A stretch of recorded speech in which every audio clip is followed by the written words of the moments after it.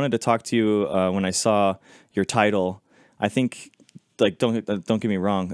Please correct me if I'm wrong, but it was like anti global warming, anti renewable fuels, pro oil, pro oil company no oil company subsidies. Is that right? I think all of that is right, except maybe the pro oil subsidies. Although maybe I did put that in there. Okay. I've certainly argued for that before. Okay, and then like with the Inflation Reduction Act and all the climate change portions of that, I thought it would be like a cool time to kind of like talk to you about that and just see how. Totally, yeah. No, Cool. I think it's. I think it's. I mean, one of the reasons I've traditionally put anti-global warming in my title is, first of all, because it's hilarious, because people don't know if I'm actually like a liberal or a conservative when you're anti-global warming. Yeah, I would say I'm anti-global warming. So right. But no, I think it's one of the most important issues, just because the Democrats have politicized it so much, and the Democrats are now using global warming as a basically like a cudgel to like hit the American people over the head with it to try to push Democrat party politics. And obviously, if you can justify a government policy based on global warming, then you can basically justify anything on global warming. And you nailed it with the Democrats justifying the Inflation Reduction Act, quote unquote, with global warming, and they're continuing to use global warming as a justification for all of these policies. So that's one of the reasons I think it's so important, and have spent a lot of time researching it, and Cool. kind of focused on it. Perfect. So I guess from my background, I'm a PhD candidate in microbiology right now. I got interested into science because I wanted to help alleviate humans' impact on the environment. And I joined an algae biofuels lab in 2009, 2010, and then worked at a plant biotechnology company after that. And then now I went back into microbiology, and I'm using nanotechnology to kind of research how we can better algae biofuels and make them more efficient and better at photosynthesis, handle stress a little bit better. And so I've been kind of like in the renewable fuel space for like 13 years now, but kind of like in the side of like making the organisms better, not so much in like the engineering, not so much in the climate science, but kind of like hopefully in the solutions, the edge of that. So nice. Cool. Good for you. Thanks, man. Appreciate that. So I guess if we could like structure the conversation, if you don't mind, can I propose like a structure? Maybe we could talk about like the bigger problem of climate change, or how humans are negatively impacting the environment, and then we can like drill down kind of like into solutions or technologies and that kind of thing, and then the Inflation Reduction Act and how that kind of molds it all together. Sure. Okay, cool. So like, I guess like, what are your thoughts on climate change? I think climate change is a political position that people have used. It's got its start through politics. The whole global warming, man-made global warming theory started in the 80s in Great Britain as a way for Margaret Thatcher to go after the coal miner unions that were giving her a lot of political trouble. So man-made global warming theory, aka climate change, started out as a political tool. I think it stayed that way. I think the climate is always changing. I think the climate is one of the most complex systems on Earth that man could even hope to understand. I don't think we fully understand climate and every factor that goes into it. I think climate change is oversimplified by the left-wing politics to try to make this notion that there's only one factor that goes into the Earth's temperature, and that's man-made CO2, and that man-made CO2 there's just like a knob that you can just turn up and down, and it directly controls the temperature, and that, these scientists that think that they know what the temperature of the Earth ought to be, I think is quite arrogant. The Earth has been quite a bit warmer than it is now, for example, during the medieval warm period, and things were just fine. So for Democrats to say that they know exactly what the Earth's temperature should be, and they know how to control the Earth's temperature, I think is wrong, and it's arrogant, and I think it's It's a completely political tool, and frankly, it's actually, since it started out as a political tool in the 80s, I think it's kind of morphed into more of a religion now, to where people are now seeking spiritual fulfillment by believing in global warming.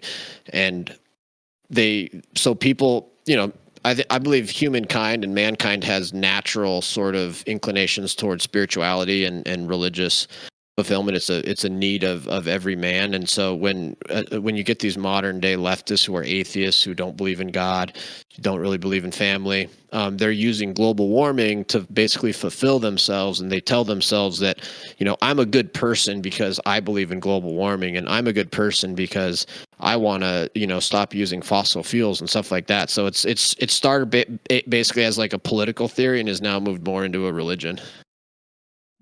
Okay, That's what I think interesting. about it. Okay. I mean, do you think that, like, broadly, like, humans are having a negative impact on the environment? Well, so I mean, it's funny that you bring up you say the environment. That's a completely different question than climate. Yeah, exactly. Um, I'm a traditional conservationist, and so I believe in conserving our forests. I come from Montana.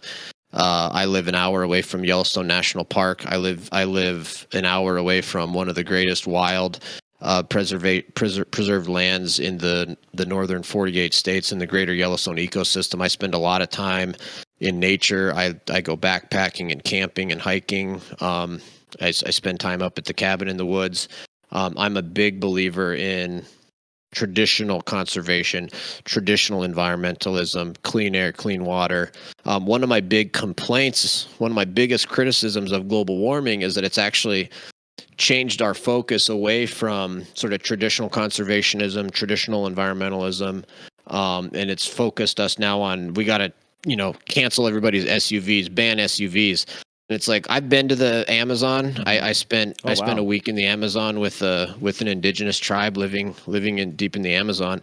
Wow. And I believe in saving the Amazon rainforest and preserving our forests and stuff. And what I see is basically we could be spending our time and energy focusing on preserving the Amazon rainforest and practicing traditional conservationism and taking care of our national forests and doing things like that. And instead, we're debating, how quickly can we ban SUVs and how quickly can we ban cars and shit like that. So, Hmm. I mean, one of my main criticisms of global warming is the fact that I think it's taken us backwards on more traditional environmental concerns. Yeah, man, I agree with that. Yeah, I mean, I think like the scientific community has done a really poor job in communicating like all the different ways that we are impacting, and how I framed that, like humans negatively impacting the environment, is specific, and it's not just climate change, because I think when people hear climate change or global warming, they're thinking like, okay, I just wear like shorts instead of pants and stuff. They don't really like understand, like, 2 degrees doesn't seem like a lot, and I think that focusing on lived experiences and how people actually interact and are in love with nature is like what we should be doing. And we've kind of, like what you're talking about, traditional conservation, like we're actually abandoning by focusing so much on emissions and CO2. Although I think that it plays a central role scientifically, we're abandoning the things that we have done well in conservation biology before. So, like for example, there are big stories like pandas. The giant pandas was a focus on conservation.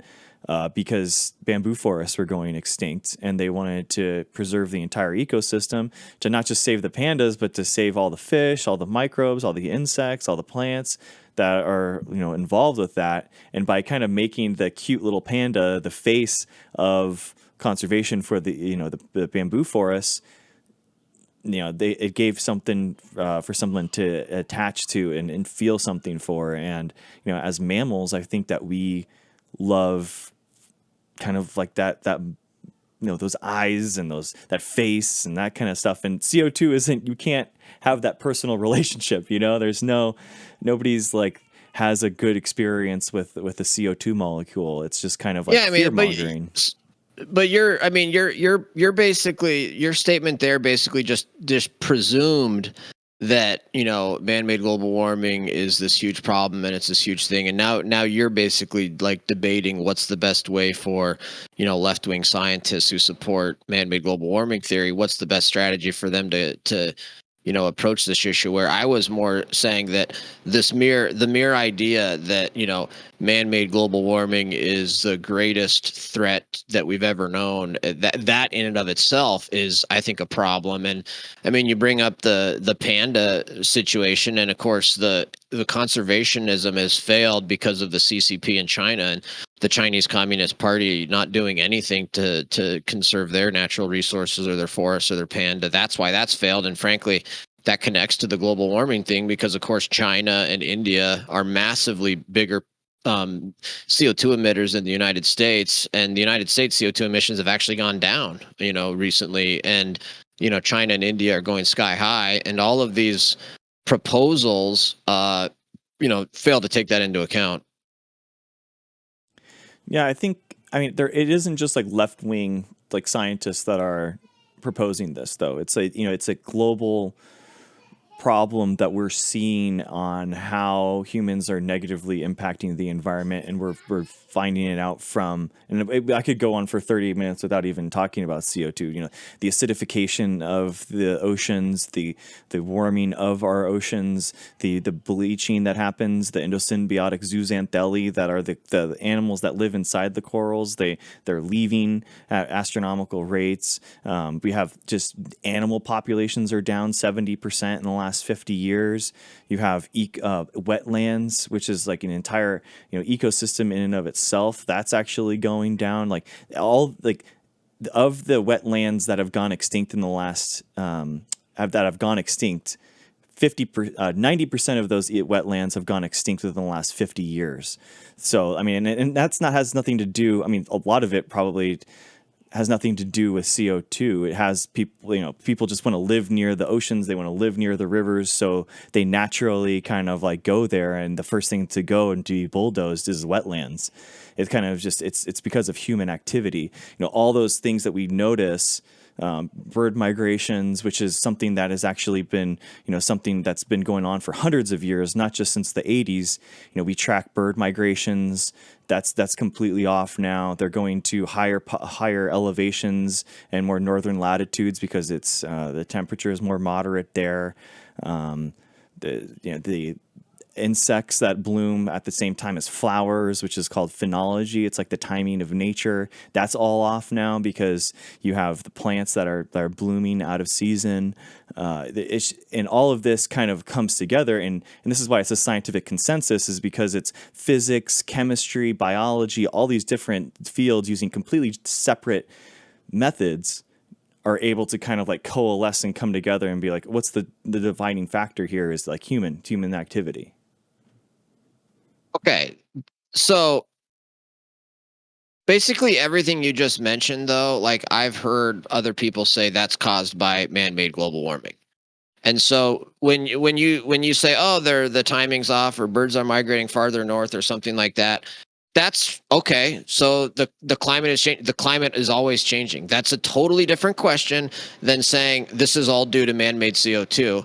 And then even if it is all due to man-made CO2, then that's a totally different question about whether the government should take away our liberties and freedoms to try to address this issue. And so, I mean, if you want to take issue with the fact that I say it's left-wing scientists that are pushing this, I mean, you're free to do so. There is no scientific consensus on this issue. One of the reasons I'm very skeptical of the man-made global warming theory is because of some of the world's top climate scientists have disputed the man-made global warming theory. There's lists and lists and lists of some of the world's top climate scientists who dispute this theory. And look, I've listened to hour-long presentations of scientists who dispute man-made global warming, and I've listened to hour-long presentations of scientists that argue for global warming, and I look at them and I judge them based on the evidence and what they've presented and their arguments, and make up my own mind.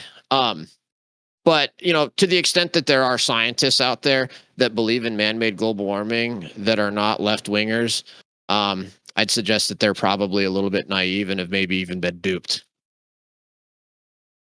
Because this is 100% a political thing, and And of course, the scientists are getting paid money from Democrats in government. And so they have a huge financial incentive to continue to say man-made global warming is this huge problem and we need Democrats in government to deal with this. And we need more grant funding to study this and stuff like that. So you've got a huge financial, it's a global warming is a multi-billion dollar industry. If you go and look at the history of government funding of global warming research, it started out in the 80s, late 80s, maybe $1 million grant here, maybe $1 million grant there. And it steadily increased to today. It's literally tens of billions of dollars of taxpayer dollars are going to study this stuff. And you've got scientists who have talked about this, but basically, like, if you want to study, let's say you want to study squirrels, okay, and you apply for a grant about like how squirrels, utilize trees to do XYZ or something, you apply, you're not going to get it. If you want to study squirrels and you say how climate change is impacting squirrels, boom, all of a sudden you get your grant, you get all your money. And frankly, I think the government interference in science and government funding of science and all the corruption that comes when you get government involvement in science and that exact type of thing is really done a huge disservice to science in general. I guess, like, do you think that there was, like, how could the science become less political then? Like, how could we research an observation and about something, like, let's say that, the yeah, like, that's yeah, I mean, how would you propose the science funding and the research to be done to be less political?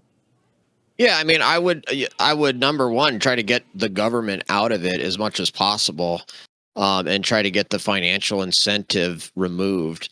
And so there's a lot of ways to fund scientific research, a lot of ways that scientific research has been funded throughout history, including private funding, straight up private funding. Through sort of philanthropic, sort of nonprofit funding.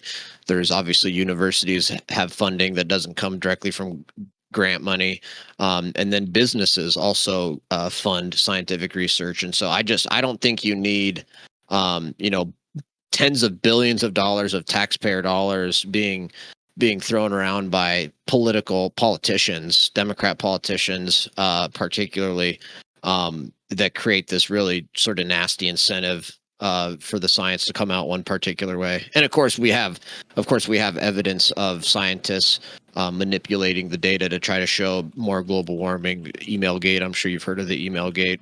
But we've got actual emails showing that this particular subject area has been corrupted.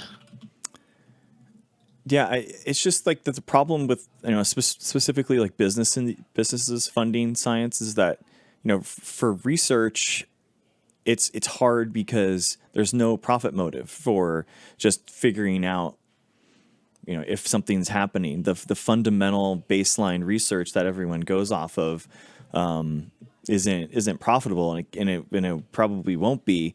Like, for example, one of my favorite papers that's come out in the last 10 years is actually identified like a mass extinction event of sharks that's happened between other mass extinction events, and there's nothing linked to it. We have no idea why it was like 50 to 60% of sharks just went extinct, and that kind of like basic research, no company is going to go out there and just research that because it can't be patented. There's no biotech that's going to be spun off from it. There's going to be nothing profitable from it. So there's no incentive for a business to do it. Yeah, that's certainly true with certain types of science. A lot of other science, there is quite a bit, and there's actually been quite a bit of scientific breakthroughs that have been done because of for-profit companies doing research. But yeah, I agree that's not all of it. You can have universities. Universities can certainly fund research. Nonprofits, different types of organizations like that can fund research. I think that's all fine and good. You could certainly address those issues through that. You don't need government taxpayer dollars being funneled into this multi-billion-dollar industry. But those public institutions, how are they going to get money? That's just from private philanthropy, just asking for money? That's how most of them get their money, yeah. Okay. Yeah, most the most science funding comes from the government, and Right. that's actually the DoD that does it.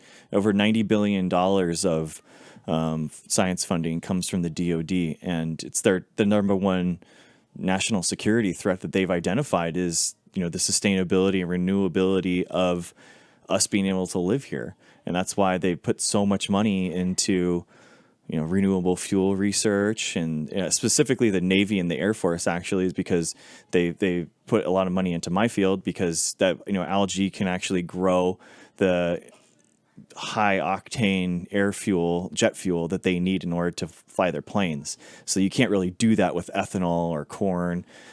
So that's why they spend so much money. Full disclosure, I got a fellowship through the DoD. So for my research, and I've had multiple labs that I've worked at be funded by the DoD before. Yeah, for sure. I mean, I'm sorry if you want, like, the fact that they're coming out and saying, "Oh my gosh, man-made global warming is the number one national security threat." Mm-hmm. That just causes me to totally disregard anything else they say. That's just on its face, just so preposterous and so ludicrous. When you look around the world and you see what's going on with the CCP in China and Russia and the global march of socialism and communism and authoritarianism all around the world, and what the CCP is doing with the Belt and Road Initiative and their military adventures and militarizing space, and I mean, it's laughable to say that man-made global warming is some huge national security threat. And look, the government or the DoD is not immune from politics. To suggest that, oh my gosh, the DoD and the military funded this, that means it must be great and perfect. No, there's still corruption in that as well. And I mean, the fact that the Department of Defense has come out and said man-made global warming is the greatest national security threat, I think, is evidence that they've been corrupted and that they should be not listened to and they should be disregarded. Okay, yeah. My point there was just to kind of like show that there's a broad amount of people that kind of like agree on this, that it's not just like scientists that are in this area. I mean, it's kind of like one of those things where, I mean, you would agree that science obviously has existed before climate change, and ecology and biology as a larger field has like existed, and there's like a body of evidence that's a body of research and stuff that's before that, obviously, right? Or would that be apolitical in your mind, or would it still be politicized? Oh, I mean, I would encourage everybody to view everything with skepticism and never. And frankly, okay, so your main argument's a logical fallacy. I mean, Okay. to argue that, hey, man-made global warming is real and it's this huge problem because look at all of these people that agree with it. That's literally like one of the classic logical fallacies. Simply because a lot of scientists, and it's an appeal to authority, it's appeal to numbers. It's literally a classic definition of a logical fallacy. So, and that's another reason. Frankly, that.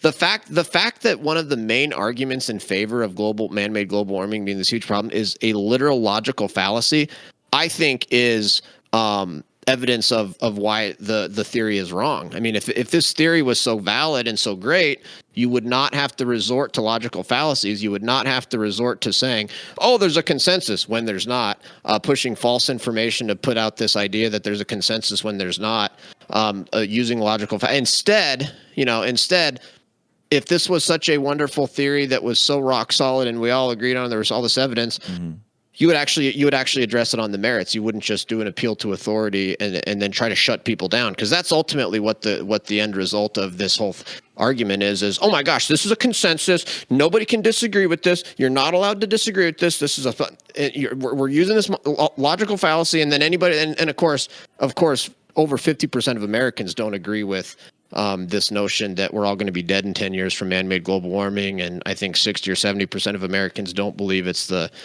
most important national security threat. So you can use this logical fallacy and appeal to authority and talk about a scientific consensus that doesn't exist all you want. You're not convincing people of it. Maybe, I would certainly agree that most scientists agree with the theory of man-made global warming for all of the reasons that I've said. There's financial incentives for them to do so. But that doesn't change the fact that a majority of Americans don't buy it. like what would be the evidence needed in your mind, or like the experiments, or like what would have to be presented in order to show that it is happening and that there is a consensus on that? Well, I don't give a shit if there's a consensus or not. What I Okay. look at is the actual merits, the actual substance of the points. Like I don't know about you, but I don't believe things just because a lot of other people believe it. I believe things if there's evidence for it and if it's true. Okay. And so this notion that that if you could just convince people there's a consensus, then suddenly they're going to believe it, I think is false. Like people don't want to just be told there's a consensus and be told to sit down and shut up. You can't question this and you can't talk about this. You're stupid. You're dumb. Everybody else disagrees with you. Shut up. That's not what's going to convince people. What I would need in order for me to, I mean, what would you want me to believe? Would you want me to believe that man-made global warming is the greatest national security threat? We're all going to be dead in 10 years unless we ban SUVs. Do you want me to believe that there's only one factor that goes into the Earth's temperature? Do you want me to believe that humans know the exact correct temperature of the Earth and that the humans should try to control the Earth's temperature? Like, what would you want me to believe? I guess like that humans are having a negative impact on the environment. You keep saying the environment. Yeah. That's a little bit misleading, I think, because you're not talking about the environment. You're talking about the climate. No, I am. I'm specific, and this is one of the problems that I think that we in the conversation about climate change is that we're focused too narrowly on that. We're focused too much on emissions. We're focused too much on CO2, and we've disregarded kind of like, all these animals that are dying, all these ecosystems that are in not good shape, and that's what I think that is more relatable to people, like you going camping and you going, you've seen over time, if you've gone hunting and stuff, that you've seen that there probably is less animals and plants out there, and it's like there is a change that might be happening that you're experiencing. I want to talk about your lived experience with nature and the Yeah. things that you like Well, we've about it. got we've got less elk and less deer here, but that's because Democrats wanted to reintroduce wolves, and the wolves have been killing all the elk and the deer. Okay, but I mean, do you think, like when you go out, I mean, are you seeing less insects, less birds, like more than just elk? Um, I honestly can't say that I've necessarily experienced that, but even if I had, I Mm-hmm. would not attribute it to man-made CO2 emissions. Not at all. Okay. I think the environment is constantly changing. I think humans and animals are exceptionally good at adapting to Mm-hmm. certain things. I think there's, to say, birds are migrating further north than they used to. It's like, okay, well, yeah, there has been some warming. Of course, most of the warming occurred prior to the 1940s, and of course, there was a 20-year pause in global warming in the 2000s during a time of record-breaking CO2 emissions, which can't be explained.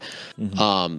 At least I've never heard a pro man-made global warming person, explain it. But I mean, to go back to your earlier question, like what would I need? Like Yeah. I would need a bunch of different questions answered Okay. and explanations offered. And if the pro global warming scientists were able to, explain exactly what caused the ice ages and why the ice ages went away, if they were able to explain exactly how and why the sun impacts, if they could explain multi-thousand-year cycles that occur on the sun, if they could explain the 1,000-year cycles that occur in our oceans, if they could explain why the Earth was better off when it was warmer during the medieval warm period, if they could explain why there was a 20-year pause in global warming at a time of skyrocketing CO2, if they could explain why every major climate prediction of the last 50 years has turned out to be wrong. Mm-hmm. If they I could just keep going on and on and on with different inconsistencies. None of those, of course, are ever explained. Every time you bring up one of these things, it's just, oh, there's a consensus. You can't question it. There's a consensus. You can't. No. That's you can't bring that up. Okay. Yeah. I mean, I guess It's like, not compelling. I mean, how do you know that those ice ages existed in the first place? I mean, I see no ice blanketing North America, so why were you gonna believe them? about the scientists about the ice age? Well, I mean, I guess sitting here today, I can't say 100% that there were ice ages, but it's in I guess in all of the sort of explanations that I've seen, and ice core records and things like that, and seems to make sense. But I guess I'm not sitting here today. I wouldn't go in and say 100% that we had ice ages. I mean, that's part of the problem with global warming too, is this sort of false certainty. There's zero humbleness. There's zero recognition of the weaknesses of all these models. There's zero recognition of the limits of our, and it was you saw the same thing with COVID, where these scientists refuse to admit that they don't know everything. And then you know, 2 years into the pandemic, we find out that COVID spreads via aerosols, not water droplets, like a fundamental basic thing that scientists were completely wrong on for years and years of COVID. You know, and yet at the time, they never would even admit that they had some misunderstandings. And it's the same with these global warming scientists. It's like the arrogance to say that we understand this 100% and nobody can question it. This is a settled issue. That's not science. That goes against everything that science stands for. So again, these pro-global warming scientists, they say and do these things that are huge red flags. They use logical fallacies. They try to shut down debate. They refuse to recognize any weaknesses in their position. They reject traditional science, which is to question everything. All of those things tend to show that what they're pushing is bullshit. Yeah, man, I don't think. I mean that. I don't. I mean, I joke that like the only people that speak in absolutes are Siths and non-scientists. And I don't think that there's any science. You know, a scientist is never going to be able to tell you. You said there's a consensus. You said you literally just said there's a consensus, and then you said all these things are happening because of man-made CO2, and there's a consensus on it. There is a consensus, but that it could still be wrong, right? We could still figure out maybe it's some other thing that's somehow making it. Okay, it's never going to be 100%. No scientist is going to be 100%. So how can you say there's a consensus when you have some of the world's top climate scientists that disagree with man-made global warming theory? Because they haven't been able to demonstrate and show why the hypotheses, why like humans. If humans aren't impacting all of these different things, then what's the mechanism that links them all together? Okay, that's the question. So you say it's a consensus, even though there's a lot of climate scientists that disagree with it, simply because you just don't think the climate scientists that disagree with it have done a good enough job. So you just reject them and don't even include them in your analysis when you say there's a consensus. No, so you're just rejecting out of hand lots of climate scientists. No, I've seen, I have read their reports and stuff. There's one out of Berkeley. There's a physicist, a Berkeley professor that's a physicist, I believe, that looked at sunspots. He looked at, there was another, but the hypothesis was that basically it was too close to the CO2 measurements were too close to cities. Cities are going to have more emissions, so the CO2 levels are going to naturally be higher. But if you actually read the Keeling curve, the original paper that was, where the hockey stick graph kind of comes from, I mean, they even talk about that. They specifically make that observations and take those readings in Hawaii because of that. So I think that, and even he actually went and tried to study this and tried to show why sunspots and why he believed that a lot of the consensus was wrong. And then he wound up changing his mind. He wrote a New York Times opinion article about, how and why he changed his mind. So. And you understand that the hockey stick graph has been debunked, right? I mean, how the Keeling curve is it's an observation that happens that the CO2 levels are going up and they're declining since the United States has been declining since 2000 for emissions per capita, but it's CO2 is still very much increasing. We're taking but the hockey stick graph that came from Al Gore's, or was at least popularized by Al Gore's movie. Of course, Of course, Al Gore's movie, An Inconvenient Truth, what used to be the Bible for global warming fanatics, much of that movie has been proven to be false information and debunked. And of course, Al Gore made numerous climate predictions that turned out to be false. Again, there's been 50 or 60 climate change, global warming predictions over the years. We were supposed to never see snow again by 2020. The glaciers in Glacier National Park were supposed to be gone by 2020. The hockey stick graph said, we're all going to be dead in 10 years. Al Gore made numerous predictions. Those have all turned out to be false. They literally, just last year, had to go into Glacier National Park and change. The National Park Service had to go into Glacier National Park and change the billboards in Glacier National Park to change it from saying that the glaciers are going to be gone in 2020 because of man-made global warming. Because guess what? 2020 came and went. The glaciers in Glacier National Park weren't gone. So again, there's just all of these problems, and none of them have ever been adequately addressed or explained. I mean, a lot of the IPCC models have been wrong, but they've been wrong because they didn't estimate that the CO2 ppm levels were going to rise as much as they are. And we can test, specifically that CO2 because of how, radiation decay happens and that kind of stuff. We can, over time, the neutrons fall out of the nucleus. So we can, through, isotope dating, we can actually see that the CO2 that's in the atmosphere matches the carbon that's actually inside the ground. And that's what the bigger problem is that we're taking the carbon from the ground and we're putting it up into the sky. And we know that that's happening, and we know that human activity is the cause of that, right? I mean, how else would 700 million or 500 million year old carbon get into the atmosphere? I mean, I don't think anybody disputes that there's carbon emissions. The issue is it bad or not? Yeah, I mean, and that's kind of like my broader idea is maybe we could start talking about humans impacting the environment rather than just focusing on climate change, I guess. And that's kind of my frustration with climate scientists and scientists in general, because we just focus so much on CO2 ppms, and it's we're ignoring ecosystem health, we're ignoring the animals dying off, we're ignoring the ecosystems that are disappearing because of human activity. And once we've kind of noticed that, then we're going to get people that are actually invested into the environment, and then they're naturally going to lower their emissions and be more sustainable.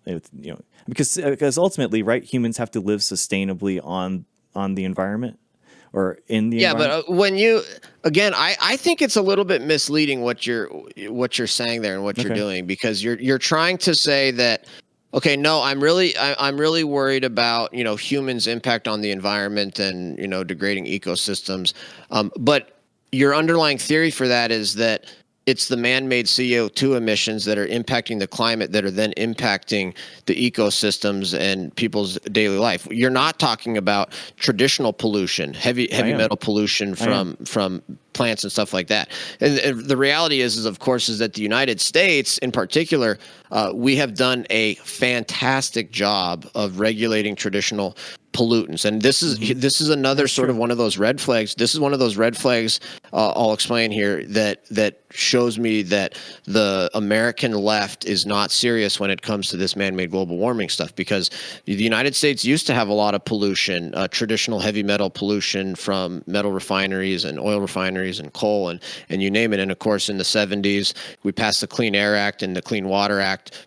And the United States has done an incredible job of addressing traditional pollution. And now in the United States, we have some of the cleanest water in the world. We have some of the cleanest air in the world. We don't have toxic pollutants in our environment. The reality is that a lot of other countries do, including China and India. I've been to China, I've been to India. They're absolutely disgusting places to be because of their pollution, and not CO2. I'm talking real pollution, heavy metals, shit like that that's in the air. Yeah. And so so if people really truly cared about the environment, you would be spending all of your time trying to address real pollution in China and Russia and India, and you'd be trying to focus on preventing the destruction of the Amazon rainforest. Instead, you want to sit here and ban SUVs in the United States, and you want to take away American freedom, and you want to waste government money in the United States. It's like, that shows me that you're not serious. That shows me that you're not operating in good faith. And I don't mean you personally. No, I understand. I mean the American left, the scientists that are pushing this. If you guys really cared, if you really truly cared about this stuff,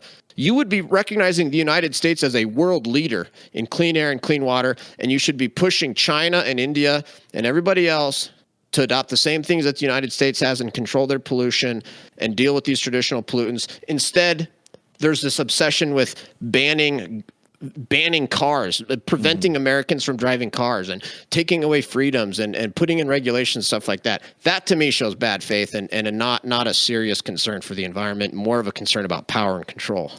I totally agree with you about the caring about the pollution. I mean, I think it's a huge win for like removing lead from gasoline, like, for example. That's a huge one in the 60s and 70s. If you look at the percentage of, like the developmental damage that could have been happening to, the new study said half of the United States was basically growing up in a time that had toxic lead levels in the air. It's just insane. And it happened because of Los Angeles and Riverside County. Los Angeles County was basically exporting all this, the nitrates and the bad air into Riverside County, and they measured that at UC Riverside, and it was actually a good example of like how local politics and local legislation can actually be exported, nationally, and looking at it's a huge win for that, and I think that if we zoom out on how humans are negatively impacting the environment, if you care about pollution and that's like your number one thing, then like go for that. I think that you're right in that people are too focused in on the CO2 metric and emissions and stuff like that, and that's where the SUV bans and stuff come from, rather than caring more generally about pollution and all that kind of stuff. I mean, if that's what you care about, then that's fine. I know people in my life personally that install wind turbines. They're engineers for wind turbine companies, but they don't care about, they don't think that humans are having a negative impact on the environment, but they think that engineering's cool and they think that wind turbines are really cool because they really like sustainable energy. So, that's just like a win for me in my book, because they're increasing our ability to live sustainably on Earth, humans living sustainably on Earth through renewable fuels, which I think are really cool. Okay, so then, but why are you then so interested then in like, preaching man-made global warming and trying to figure out like why don't the American people believe in man-made global warming theory, and how do we address this misinformation about man-made global warming, and why we need to learn why do these Americans not believe in this, and how can we address it and stuff like that if you're just totally cool with people not agreeing with it and focusing on other issues? I mean, I think that like I'm not like preaching anything. If I want to give people the tools to act, and if they care about the issue, hopefully we, people can care about the environment. But as like where they are, if there's a lot of different ways of impacting the environment positively. I'm not trying to like push an ideology or authoritarian. I think that you're right on that. By the way, there's too many people nowadays on both sides, I would argue, but we don't have to get into politics. But like preaching, like, hey, we have to abandon democracy. This is our time. We have to go through authoritarian means. And I'm a huge fan of democracy personally. And I don't think that like just some ham-fisted, doctrine is going to be, how we should do things. We should talk to people where they are, how they are, and we should convince them that like the quality of life is going to get better with renewable fuels and sustainable living, rather than forcing them to live, without meat or whatever, whatever people think. Yeah, cool. Great. I like that. Nice. I want to talk about like China and India though, and I think that that's a good point. And I think that this comes to the problem with a lot of the emission centered talk, thinking about the issue only like that, because it comes into this weird NWO, like who's going to regulate China and India and legislation and binding regulation and stuff, when it's like, you know, I feel like we can kind of just work on ourselves and work on our own, you know, environment and our country to live sustainably and create and renewable fuels that we don't have to rely on foreign countries for and importing that.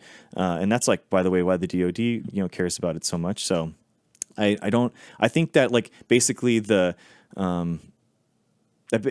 like focusing only on emissions gets us into this slippery slope thing where it's like these NWO one world government solutions. And it's like that. I don't feel like that's productive.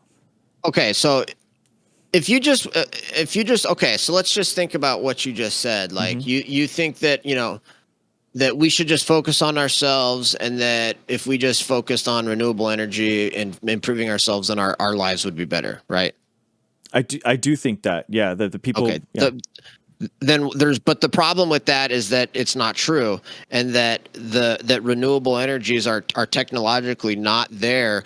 We still rely, I think 60, 70, 80, in between 60 to 80% of all of our energy comes from fossil fuels. Mm-hmm. The technology is not there to replace all of that with windmills and solar panels. And if life was just going to be awesome if we all just built windmills and solar panels, then you'd have private money going into it. You wouldn't be having to have the government step in and force this on people. And so, look, if there's new renewable energy technology, I'm all in favor of it. I love capitalism. I love entrepreneurism. I have full faith and full confidence in the free market system and entrepreneurism and capitalism to develop new technologies and green energies and everything like that. What I'm not in favor of is that theory is being used as a political weapon to try to empower the government, empower Democrats, and force people to pay higher electricity. Every American is now paying higher monthly electricity bills because of this renewable energy being forced on people, and that's not okay. You're actually making people's lives less good. You're actually ruining people's lives. There's a lot of Americans right now that are behind on their electricity utility bills and are in danger of having their electricity shut off. I think there's like 10 million households in the United States who are in danger of having their electricity shut off by the utilities because they can't afford to pay monthly electricity prices. And a huge percentage of that is because of forcing this green energy and renewable energy on people. So look, if it's this wonderful thing and it's going to improve our lives, great. Then the private sector will adopt it, the free market will take it, and that's great. The problem is it's not. It's actually ruining our lives. You're actually having to have the government come in and force people to do this stuff and to ban fossil. Democrats are openly calling to ban fossil fuels. You're going to send people back to the dark ages. You're going to literally make their lives horrible. You're going to destroy their lives. Like, that's not the reality of what you're saying is not the reality. And it's become a political issue because the Democrats, the left wing, want to utilize this man-made global warming theory to then control every aspect of our lives and to force these renewable energies before they're technologically ready. Mm-hmm. And so this whole notion that, hey, let's just focus on ourselves, let's just make our own lives better, is great if that was the case, but it's not. Yeah, I think the idea is to try to, you know, as the world kind of goes into this more renewable and sustainable living off of the environment, as opposed to kind of like humans on top and just taking all the nutrients and resources from the environment, and, you know, we'll just live, you know, separate from it. I think the idea is to kind of like create those jobs and those factories and that manufacturing in the United States, so that we're able to kind of like go forward and contribute. And as the century moves on, and as more countries want to transition there, then they can start buying more American products, and we can be, you know, exporting these products that people can buy. And these are jobs to install them, jobs to maintain them, that are going to be there for a really long time. And that's they're going to be, you know, good paying jobs. That's great. Mm-hmm. You know, that's great. Why can we just do that with private money? Do Mhm. you have to use taxpayer money? Do you have to use government power and the iron fist of a centralized federal government, or can't? What you said is great. Like, and go do it. You know, Mhm. go start a company. Do your private. Why the obsession with using taxpayer dollars and using the government with the iron fist of a centralized federal government to force this on people? If it's all this wonderful thing, just go do it. Yeah, this is a great point. I think what you've raised is, the need, and I would argue actually the technology is there. The technology is there for us to live sustainably, renewably off of the environment. It's just that we are in the like lab and the pilot scale stage, but we're not at that national level of production on this stuff. And I think that's what, it's hard, and it's that scale up isn't necessarily where a lot of private companies want to be. They want to be at the place where they're actually able to kind of like invest in, and it just goes forward. So like a good example of this is actually like algae biofuels. Again, I'm biased. I work in algae biofuels. ExxonMobil giving $700 million, I think 2 times now, to J. Craig Venner in San Diego with synthetic genomics to try to and they've more than doubled the amount of fats that can actually come from algae in order to make it more renewable. Basically, the productivity of the algae ponds, increase that. So there is a lot of private money going into that. I mean, one thing that I personally Exactly. go ahead.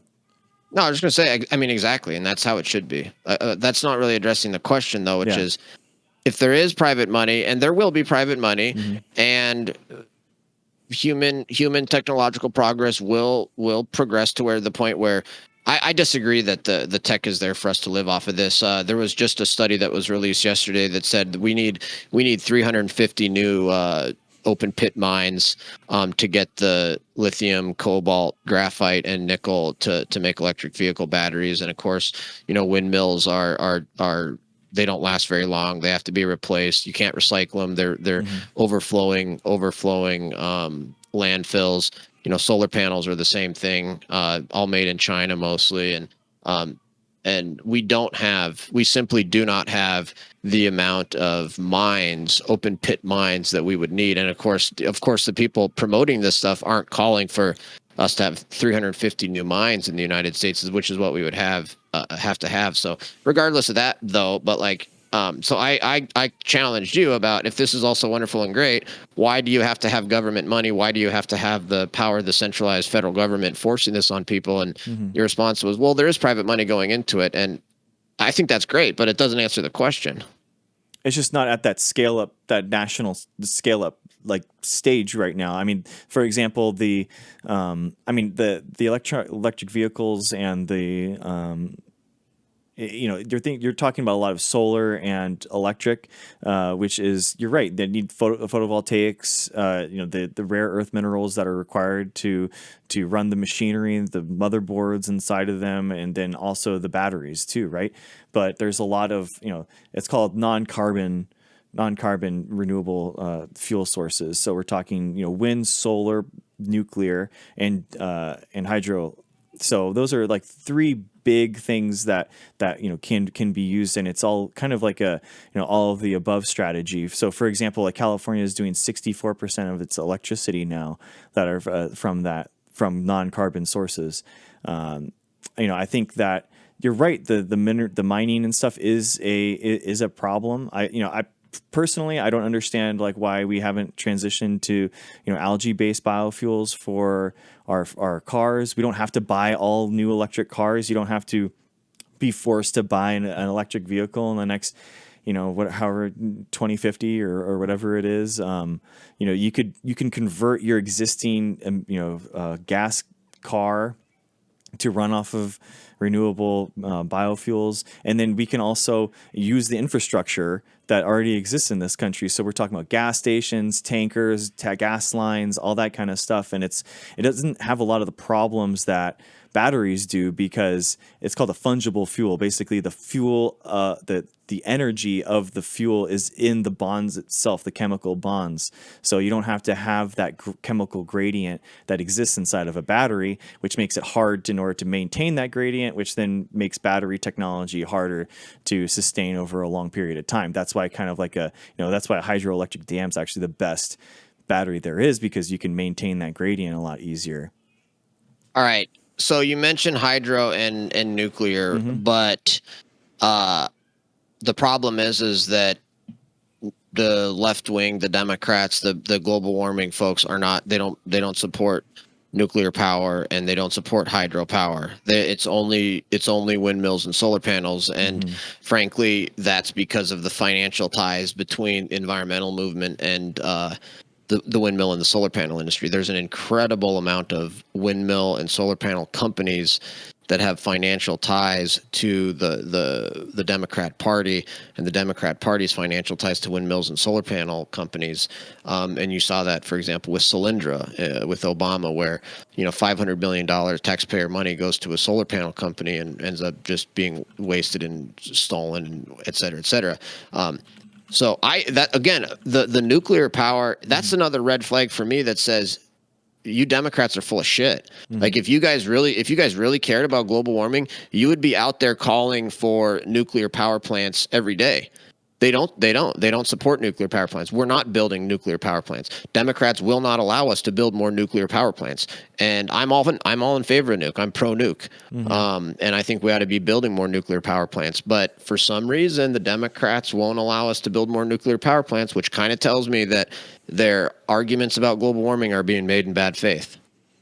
Yeah, I agree that nuclear is a good thing to use in certain scenarios. So for example, highly dense cities, or countries like Japan, New York is going to have there's not enough space for mass solar arrays, mass wind arrays. So it doesn't really make sense in order to do. It doesn't make sense to do wind and solar there. The wind and solar are just such a blight on the landscape. They take up so much land mass. Like there's a big solar farm here in Judith Gap in Montana. Which there's these two mountain ranges. There's the big snowy mountain range, and then there's a Little Belt mountain range, and in between is called the Judith Gap. And there's this really windy area. And man, I drive that, and I drive up there, and I'm trying to enjoy the mountains and the landscape, and it's just full of these just ugly as hell windmills. Yeah, I mean it's living in Southern California, it's the oil bobbers, over here. So it's kind of I guess you win some, you lose some. I think we're not ever going to be able to ban any type of combustion engine ever, because airplanes exist, right? So airplanes, you can't run a 747 on motors, because you basically don't have the power. In order to get more power, you need more batteries. More battery adds more weight, which means more power is needed. It's just cyclical, and it goes down. It doesn't make any sense. And then also construction vehicles, like really heavy duty construction vehicles, you're always going to have them needing to be some type of combustion engine. But there's really no reason why those combustion engines can't be renewable fuels. So, there actually have been 747s that have flown on algae blends of fuels. And I mean, this is a tangible goal too.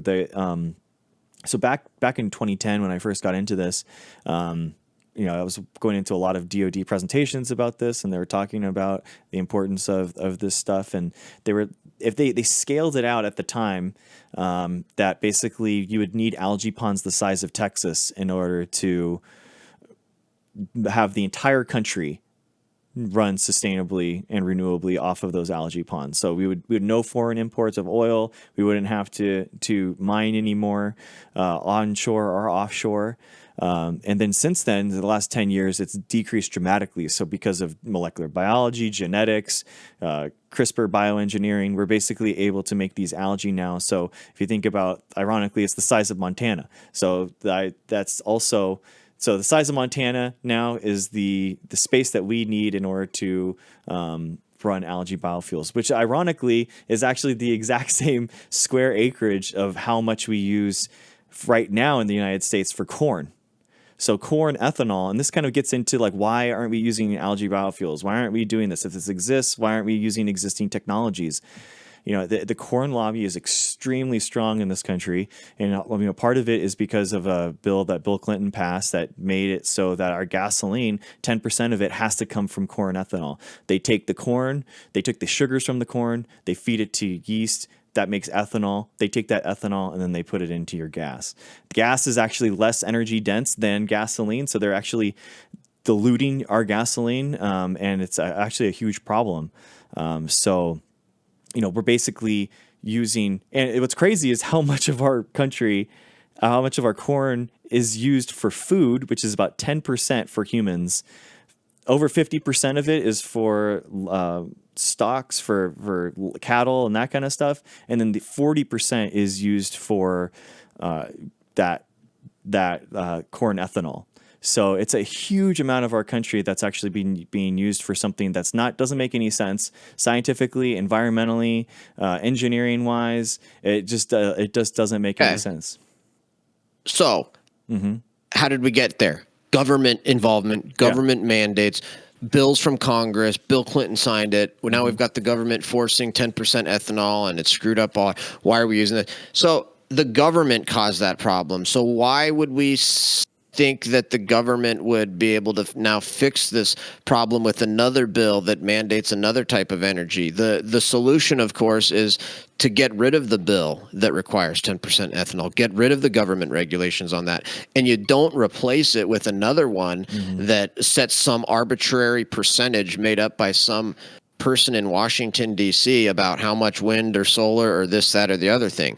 It seems crazy to me to recognize that we have got a screwed up system right now because of the government involvement, and then to turn around and say, we need more government involvement. It's like the government was the one that created this problem in the first place and created all these inefficiencies and in this improper use of corn or whatever it is and blah, blah, blah, blah.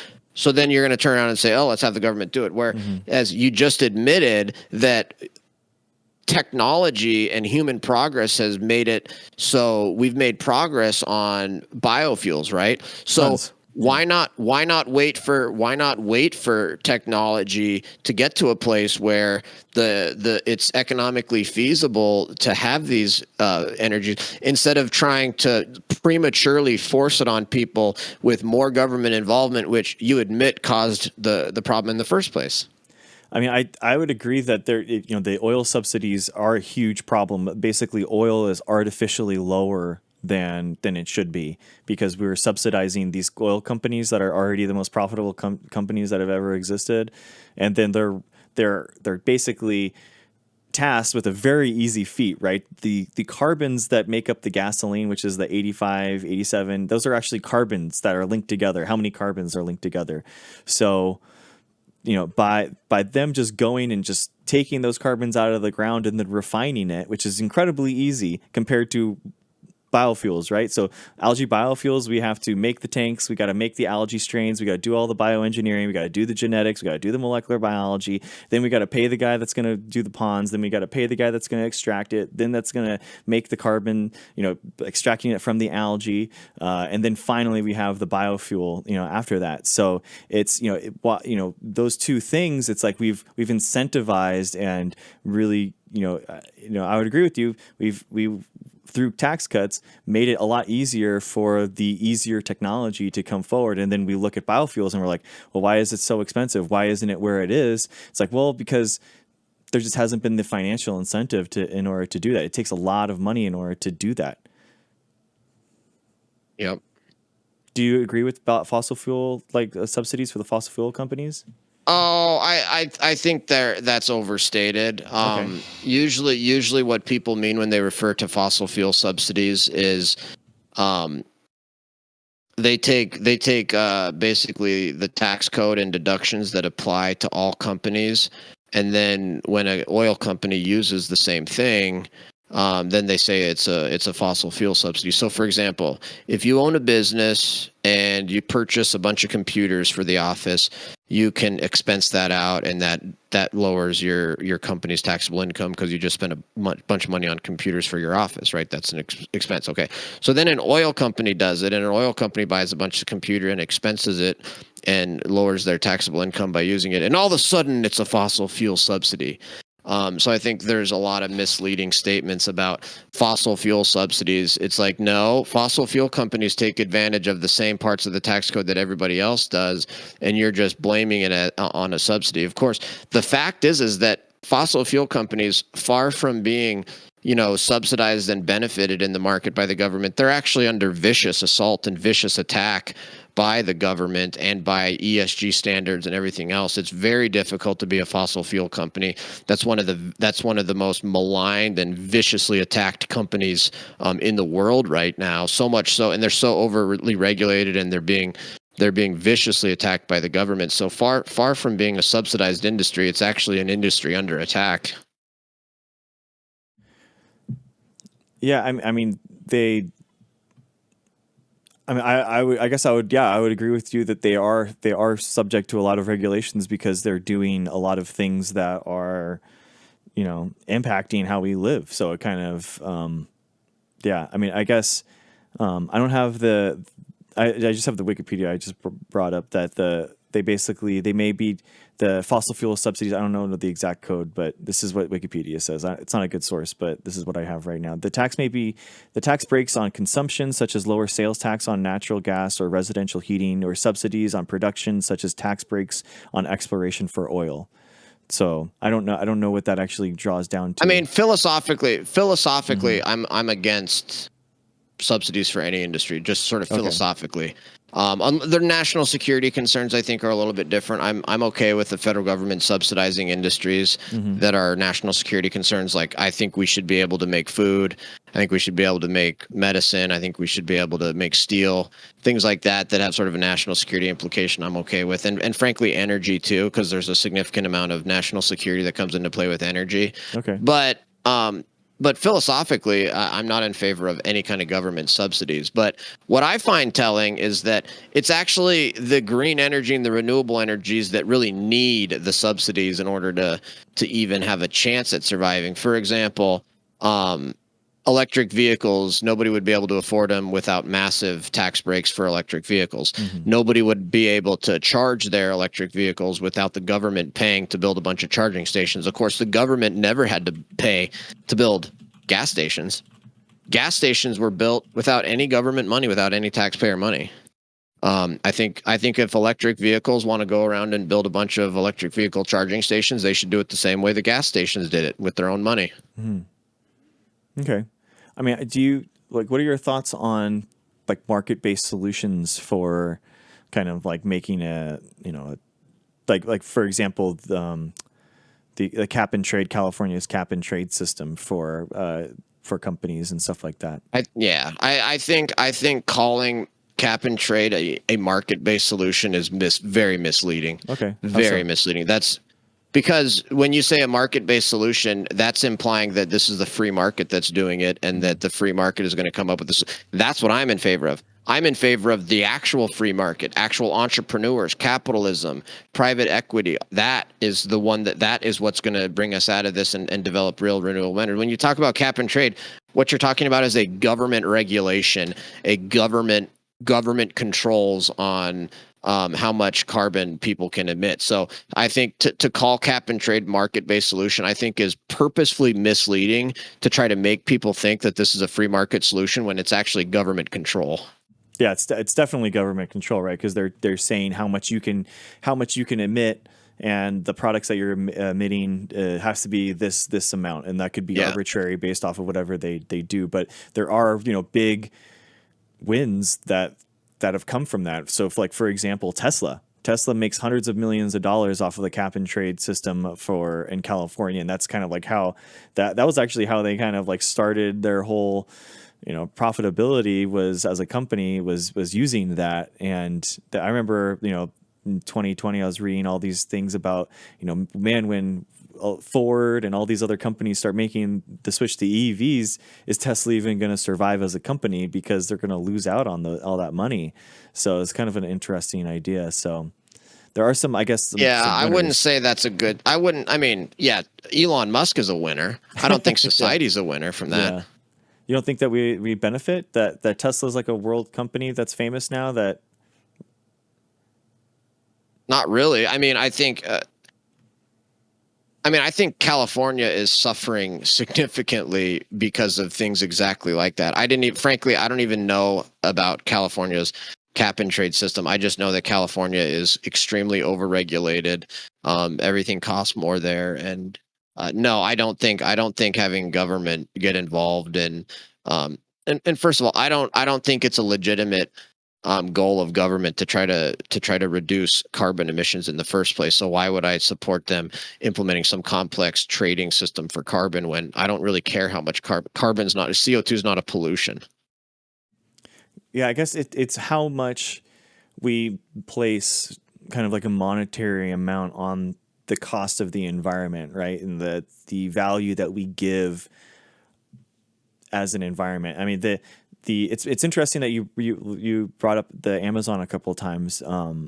Like other than like you've gone there, which I'm totally jealous of. By the way, I wish I could go. Like Oh, it's awesome. what is like why conserve the Amazon rainforest in your mind? I mean, I think we should conserve the Amazon rainforest for the same reason I think that we should conserve the Custer-Gallatin National Forest, which is 45 minutes away from here. It's one of the biggest national forests in the United States. Um, I think humanity has a spiritual connection with the creation. I think that I mean, my some of my most spiritual experiences have occurred in nature. I think there's a reason why God wants to be worshipped as the creator. I think there's really something special about that. There's a reason that when Jesus Christ went to pray, Jesus Christ went to the top of the mountain to pray. This is a long standing, and you see that in a lot of other sort of religious figures as well. So and my own personal experience in nature and in forests and stuff, I think it's worthy to conserve that stuff. And so um again, I just like that's and frankly, like I'm not even like full like if I was like a full blown libertarian, like I would be in favor of like privatizing all of the forests. And actually, there's actually a pretty strong argument in favor. Like, there's a really strong libertarian argument in favor of privatizing all of our forests because Hmm. when you privatize the forest, that private owner then oftentimes takes better care of it than the government. Now, the counter argument is well you really there's more of an incentive to destroy it if you own it privately, and that's more likely what would happen. And I think that's fairly decent argument too. So, but I mean, part of what's being a conservative is recognizing that generations that have come before us have come up with some good ideas, and so Hmm. there are certain things that maybe if I had to start from scratch and do it, I wouldn't do it that way. But I recognize that um, that previous generations of Americans have put forth this system that we have where we preserve our national forests, we preserve our national parks, and um, I think it's arrogant to just throw out everything that previous generations have done, and so that's one thing that I can't stand about liberals and Democrats is they think that they're the only smart ones to ever live, and that we can throw Hmm. out everything that our ancestors came up with. So, and I just the world that I live in Montana, beautiful area. We have crystal clear waters and creeks. The air is perfectly clean. We have these beautiful national forests and mountains we can go spend time in. I just don't think it's a good idea to change that. Hmm. We've had this system for a long time. It's worked very well. It's a wonderful quality of life. We have clean air, clean water, beautiful forests. I'm just not in favor of uh, doing major changes to that traditional conservation work that's happened. Not this new age type of global warming stuff, but traditional environmentalism, traditional conservation. And so I view it the same way. Like the Amazon, I view as the same way as our forests here in the United States. Like um, I think it's just good to conserve it for kind of all those reasons. I'm really interested in like how your spirituality links you to your conservation of the the environment, or how your traditional conservation of the environment, because it's interesting like doing research on how different religions see that idea, the conservation of the environment actually being something that they need to do as part of their like spirituality. It's interesting. Like a lot of different religions are actually pull very differently on how that impetus that they feel in order to conserve. And it's like and out of all of the religions, it seems like the United States evangelical Christians are the lowest out of the Jewish people, all the different types of religions that exist, and the United States at least. I guess, and it's rare to hear that, because when I talk to a lot of Christians, it's like a God gave us this earth, we're going to use it kind of mentality. So I guess I'm just like curious about your thoughts on that. Well, I think the reason you see that in the polling is because of the way the American left has politicized environmentalism for partisan reasons. And so I think a lot of Christians are going to get that polling question, and they're going to recognize environmentalism as basically a Trojan horse for communism, which in a lot of ways it is. And so I think you see a lot of that come through with American Christians, where they recognize that.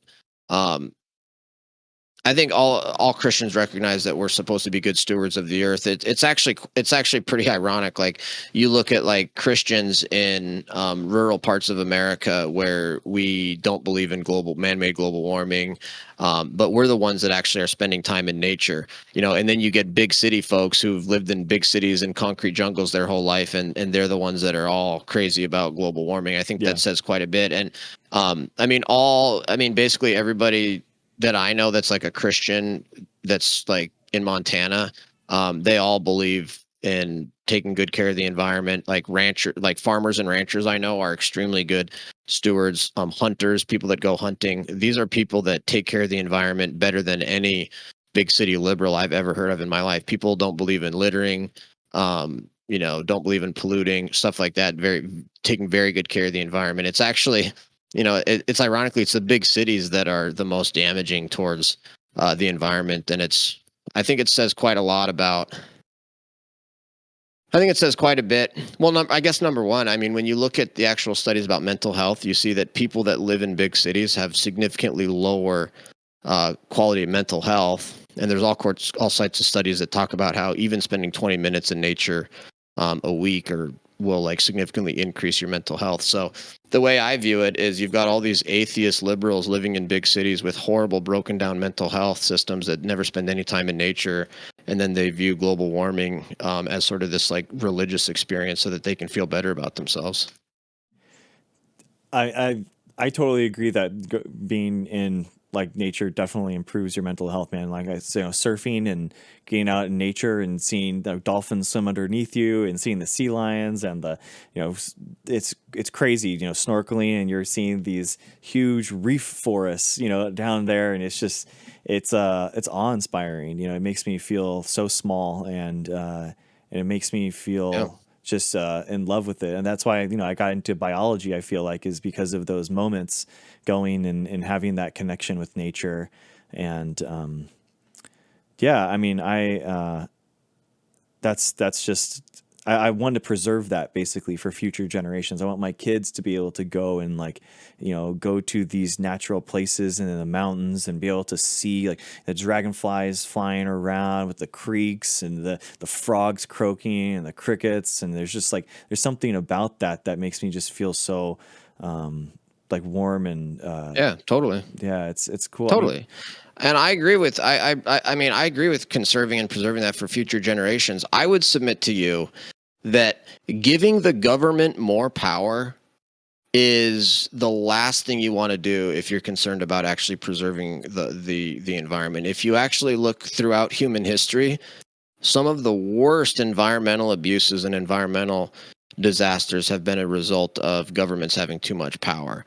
And so, frankly, I think the United States has had a wonderful system for a long, long time, with private property rights, national forests, conservation, pollution regulations, sort of status quo from the 90s and 2000s. What I'm opposed to is this sort of give the government more power, force all of these energy changes, force a bunch of people into poverty, not be able to afford their electricity bills, massive government power.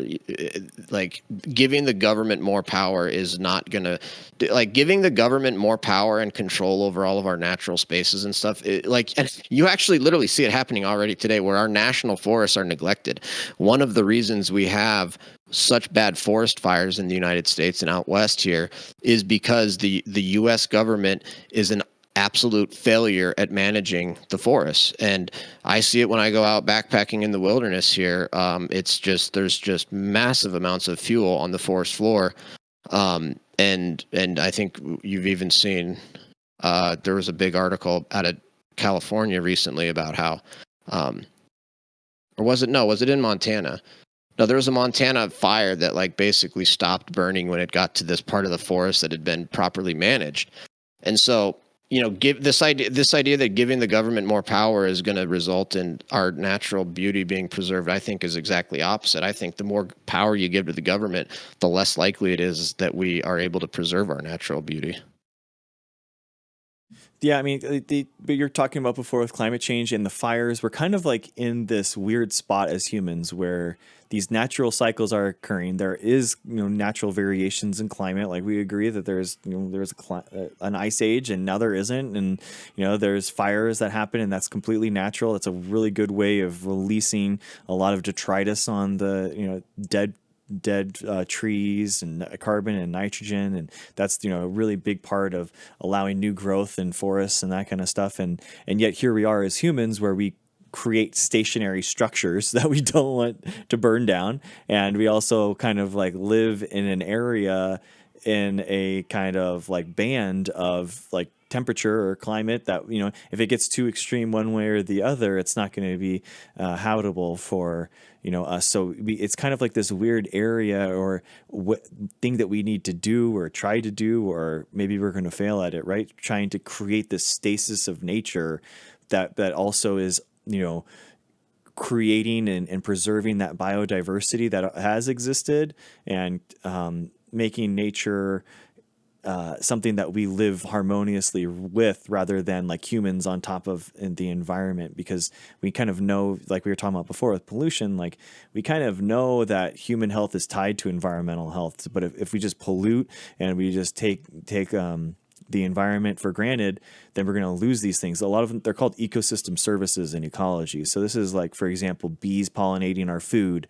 This is, the majority of oxygen that we breathe, 60 to 70% of it is from microbes and algae in the oceans. So if we lose that, like, how are we going to make our oxygen kind of thing? And that's actually being impacted directly by nitrogen runoff. So from farms and everything, we put everything, all this nitrogen and fertilizer into the waterways that goes out into the ocean, that causes an algae bloom that then dies. And then that causes an oxygen minimal zone where, thousands of fish can go through there and have no oxygen in the water and then die. So it's, there's just, we have to figure out how we're going to live harmoniously with nature, I feel like. Yeah. I mean, and I don't think the United States is like doing some horrible job where we're like completely neglecting our environment and we're like massively polluting. Like that's going on in other countries around the world. Go to Cambodia. Good. We're doing good. Go to China. Yeah. That's why it's like the focus on trying to like control Americans and force all these changes on Americans when we're like the global leader in clean environment and taking care of our environment. I just think is so wrong. And like, I mean, you talk about like nitrogen causing algae blooms, like Republicans and conservatives like are not opposed to controlling that. I mean, look, Ron DeSantis was dealing with in Lake Okeechobee. Lake Okeechobee was experiencing massive algae blooms, and Ron DeSantis basically took care of it. So that's something that you're not going to get a lot of pushback from conservatives on. You are going to get a lot of pushback when you say we want the iron-fisted federal government to come in and take away your cars, and we want your electricity prices to skyrocket, and we want to take away SUVs, and we want to ban fossil fuels, and we want gas prices sky high, and on and on and on and on. Mm-hmm. Yeah, I agree. I think that there has to be, you have to look at like the progress that we have been made, and it's frustrating to me like as a scientist, specifically when there is all these breakthroughs in technology and these technologies that are in reach that aren't like we have to wait 20 years in order to address this problem. Like we have the technologies now, it's ready. We've developed them, we have them at pilot scales, but it's just people don't know about them. We don't talk about them. It's this focus on this doomerism, like things have to be bad, and any type of talk. I talk about like how the Inflation Reduction Act's a step forward. That is for the first time ever we're spending more money on engineering and science than the defense. For the first time ever, if you add the infrastructure bill, the Inflation Reduction Act, and the DoD and the NSF, NIH, NOAA, all that stuff together, it's actually more than the DoD's like military spending. So there's huge progress that's being made, but we just don't talk about that. We don't. There's this doom and gloom. One thing, this one number that you care about, CO2 ppms, that's it, and we can't talk about anything else. And it's like, man, can we talk? Let's talk about something else. Let's meet people where they are, and because it hasn't been working. I follow a lot of NASA climate scientists, and they're like, man, I've been saying how CO2 ppms are bad for 20 years now, and people just don't get it. And I'm like, well, maybe we need to change it up. We need to change up how we're talking about this thing, because it's like we're beating the same drum and we're expecting a different result, right?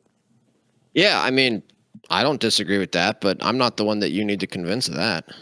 I know, and I do get pushback from like scientists and stuff about it, where it's like I need to talk about CO2 and all that kind of stuff, and it is important, but it's like I feel like you got to live. People are living a life, you know what I mean, that are separate from some stats or some graph and stuff like that. And if you care enough about your environment and your place to not care about to care like that, you don't want it to be polluted.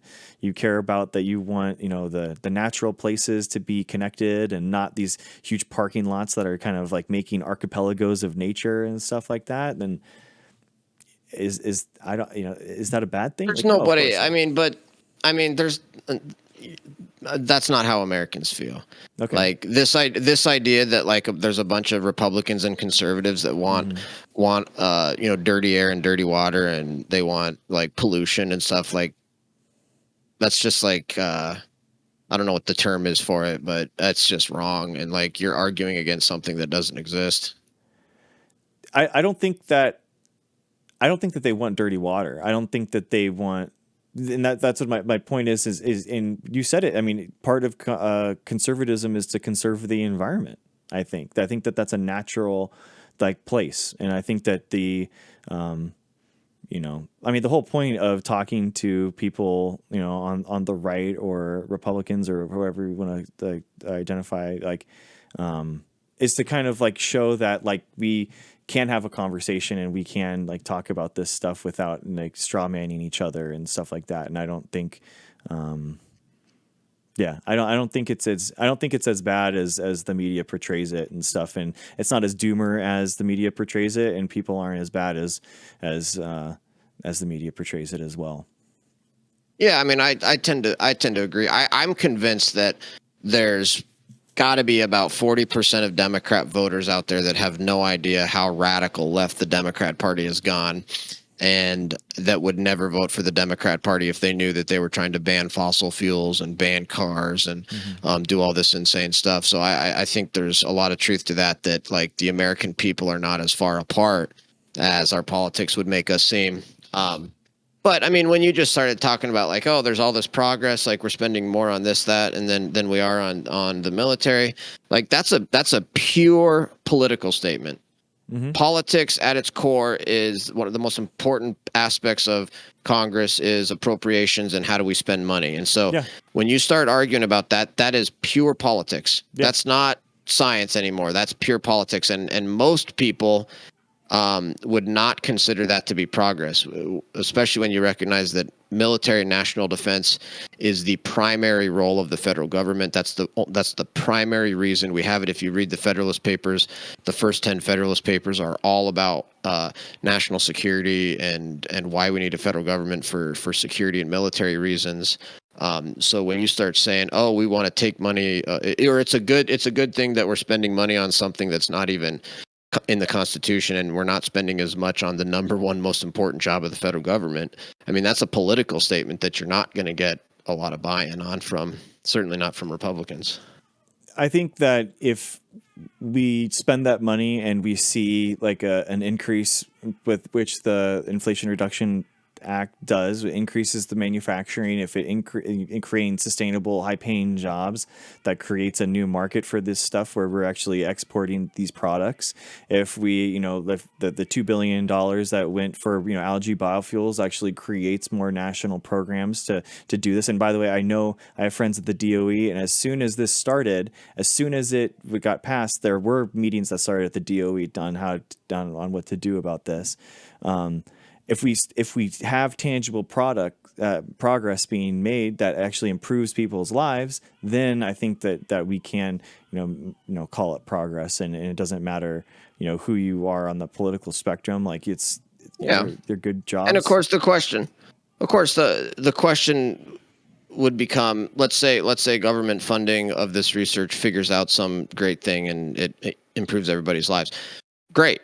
The question though becomes is, could that have been done with private money, without using taxpayer money, without stealing from future generations? Because of course, the U.S. government is broke. They don't have any money. The money that we're spending is being printed. It's driving inflation.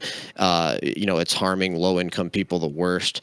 I find it just so disingenuous for Democrats to be so happy about all this government spending when it's the government spending that's driving inflation, which is absolutely hammering the lowest income people in our society. You've got tens of millions of Americans who can't even afford groceries right now and can't afford to pay their electricity bills because inflation is so out of control. And we're sitting here being real happy about government spending on research stuff, and it's like, yeah, I don't know, that's not cool.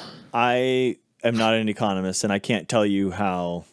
I can't even tell you how like the Fed raising the rate actually decreases the inflation. I think I might know decreasing the amount of money that's available or whatever, but do I actually know? No, I'm not an economist. I can't tell you that.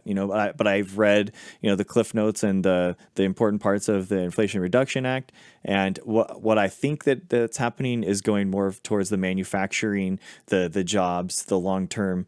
That's what I think that it was going for. But I think that, to be honest with you, my honest opinion, I think that it's kind of a weird name. I think it's a climate change bill that's also going to impact the Inflation Reduction Act. I don't think that the Fed is the one that's going to be pushing all of the monetary policy as it probably should be. Well, they only called it the Inflation Reduction Act until it passed, and then it was a climate bill. Yeah, I don't think that it is a coincidence that this thing passed after the Ukraine-Russian conflict, where you have a lot of countries now in Europe that are now in this national defense position where now they're in need in order to get oil from Russia in order to exist, to have their economy working.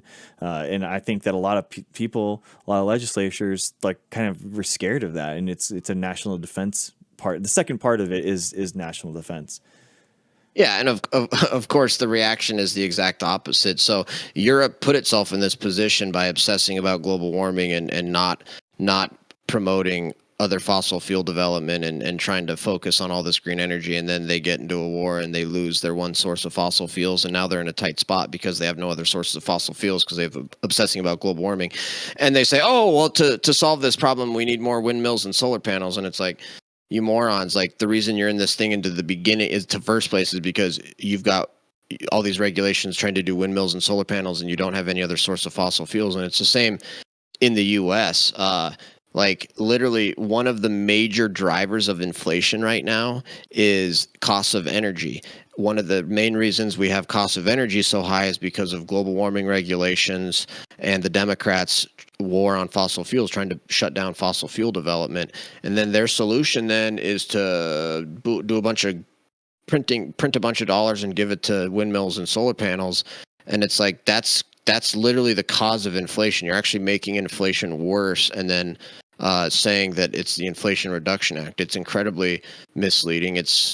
We all know that the politicians name these bills things that are the total opposite of what they do. It's like the Sure. Patriot Act in 2001 is the Yeah. exact opposite of a Patriot Act. I mean, it's just Yeah. ridiculous. So it's not going to lower inflation. It's going to increase inflation, and it's going to continue to drive our energy costs higher. And the lowest income people in our society are the ones that are going to get hit the worst.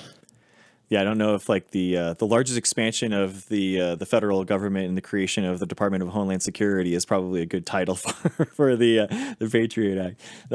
Right. I guess like I guess in general, like you were talking about, you're right that this is going to cost us money in order to do these bills. There are recent reports that are saying in the long long term, going to something more renewable and sustainable might actually save us money, but let's just say that it does. Like do you think that, because we're balancing this thing where it's like, okay, future generations we're running up the debt and future generations might have to have impacts on that versus like leaving them a sustainable environment. Like, do you think that we owe it to future generations to like at all in order to like conserve the environment, or is it kind of just like we're conserving it for us now? Like how do you balance those two? No, of course. One of the reasons I'm a conservationist is I believe that we should preserve the environment for future generations. I just don't think that having the government print a bunch of dollars and waste it on windmills and solar panels is going to achieve that purpose.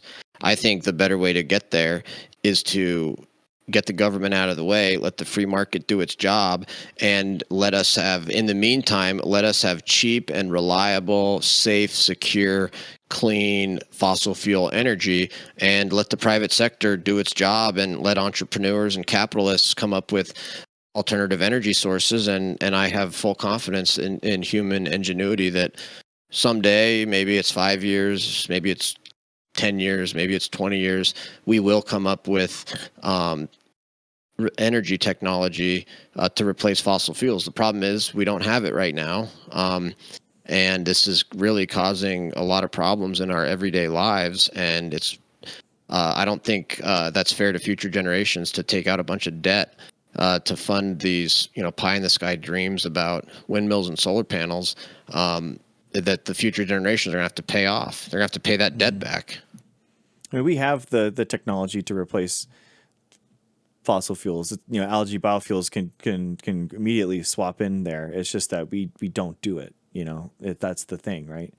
It's an oil. It's everything would be the same. It's just renewable and sustainable. Would you agree?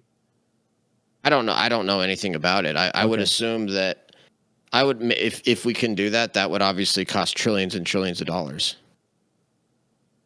Yeah, I don't know the You can't exact cost of like algae I've biofuels. never like if you actually think that we can just get rid of fossil fuels and replace it with green and renewable energy and just totally stop using fossil fuels, like that sounds Yeah. totally outlandish to me, totally ridiculous. Like that's not possible without spending probably $50 trillion. I mean, it would be if we were looking at it under an electric vehicle kind of lens. Where now you're right, we have to do all these mining and all that kind of stuff. But what I was talking about before, where it's like algae biofuels could actually use our existing infrastructure. It's the only technology that I know of that could do that actually, and use our existing cars, our everything that we already have. It's not a That's great. complete redo. And I That's think awesome. I'm not an expert on algae biofuels. I don't know anything about them. okay. If it's this wonderful, wonderful technology, awesome. Let's start using it. Like that's fine. I don't have a problem Cool. with that. I just don't want the government forcing it on anybody. Yeah. Yeah. The nice But thing. I'm all in favor of new technology and new energy. I'm 100% pro new technology and pro new energy. I'm Nice, just man. opposed to the government forcing it on people. And so I don't know anything about algae biofuels. If it's this wonderful thing, that's this wonderful awesome thing, then I don't have great. Let's use it. I don't have any Nice. issue with that. Nice. Yeah, I think it's like I'm convinced, like that, the future for renewable fuels and stuff is just kind of like drop in technologies where you're not actually impacting the the the consumer. You're not the consumer's going every day, and they're turning on and off the same light, and they're going into the same car, but the energy that's going into that car, that energy that's giving the electricity, is renewable. And if we can do that and decrease costs of the of the service, so it decrease the cost of the fuel over time, and decrease the cost of electricity through solar panels and wind turbines and stuff like that, and like we were talking about hydroelectric and nuclear, then I think that people would be down for it. It's just, and I agree with you that this overly authoritarian, like I'm going to choose how your life is going to be message is inherently bad, because you're going to get people that just say no to authoritarian, full stop, doesn't matter what it is, and then it might or might not pan out, right? Because that it's just, we think that it might be, but then we don't actually know 100%. Yeah, I mean, I think if these new technologies are just these awesome, wonderful things, Mm-hmm. then you shouldn't need the government to force it. You shouldn't need subsidies. You shouldn't need all this stuff. People should just adopt it if it makes economic. It's like solar panels on the people's roofs. I Yeah. mean, if solar panels are dirt cheap and easy to manufacture and they're economic, then everybody can buy solar panels and put solar panels on the roofs, and then we wouldn't need electricity generation for residential use anymore. We could all just have solar panels on a roof. Problem is, the tech's not there. Yeah, battery technology, that's the problem, right? Battery technology is inherently like inefficient, and that's the kind of the thing. And um I think that there are like solutions where it's like we're not depending on a grid so much, that we have like home batteries or something like that. But then how are people going to afford that, right? How are people going to afford having a battery for their entire house? I've heard people say that they could use their electric vehicle as a car, but then that would rely on everyone getting an electric vehicle, and that's just like too much. And a lot of people that I talk to, they don't even want a car. So the idea that now we're gonna, everyone's gonna have an electric vehicle is a lot.